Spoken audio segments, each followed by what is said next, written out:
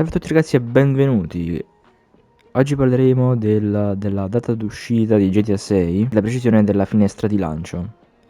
Allora, l'ultimo resoconto finanziario, secondo alcune ricerche che ho fatto su internet, di Take-Two, è stata l'occasione per ribadire la finestra di lancio di GTA 6 che è ancora prevista per l'autunno del 2025. Quindi Take-Two torna a smentire alcune voci dove periodicamente si sostiene la possibilità di un rinvio dal 2026. Il CEO invece, Strauss Zelnick, ha aggiunto una precisazione, cioè uno spiraglio all'ipotesi di un possibile rinvio. Ovvero testuali parole, il rischio di uno slittamento esiste sempre. Diciamo che si è voluto un po' tutelare, diciamo, e quindi si è appellato un po' alla scaramanzia per giustificare questo fatto che non ha ancora una data definitiva per il lancio di questo gioco.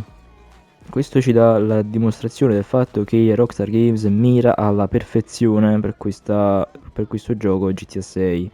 Insomma, è arrivata quindi la conferma di Tech2 per questa data, per questa finestra di lancio, ma qualcosa mi dice che non sarà l'ultima conferma da parte di Take-Two, visto che anche questa volta, per l'ennesima volta, non ci troviamo davanti ad una data definitiva. Di conseguenza, soltanto il tempo ci potrà dire se le dichiarazioni di oggi sono soltanto per rassicurare gli azionisti oppure realmente procede tutto secondo i piani per lo sviluppo del videogame. D'altra parte però bisogna considerare che il progetto è molto ambizioso e quindi oggi siamo abituati a vedere titoli molto attesi e importanti sul mercato e talvolta arrivano incompleti oppure affetti da tantissimi bug importanti. Di conseguenza, con le aspettative che gravano su questo videogame della Rockstar,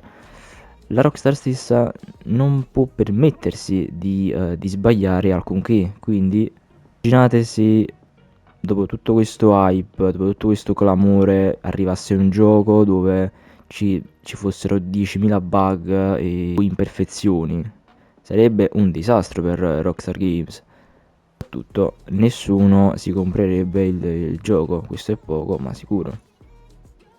Per non parlare dell'enorme delusione da parte del pubblico e dei fan che aspettano con ansia questo gioco. Di conseguenza c'è da considerare anche il grave peso che tutta questa aspettativa grava sugli sviluppatori. Infatti lo stesso Zelnick rimarca che anche il team di sviluppo avverte questo peso e di conseguenza ha intenzione ovviamente di portare sul mercato un prodotto eccellente, in poche parole senza imperfezioni. Dopo il rilascio del primo e unico trailer a fine 2023, questa conferma della finestra di lancio è stata praticamente l'unica informazione ufficiale che abbiamo ricevuto sul gioco.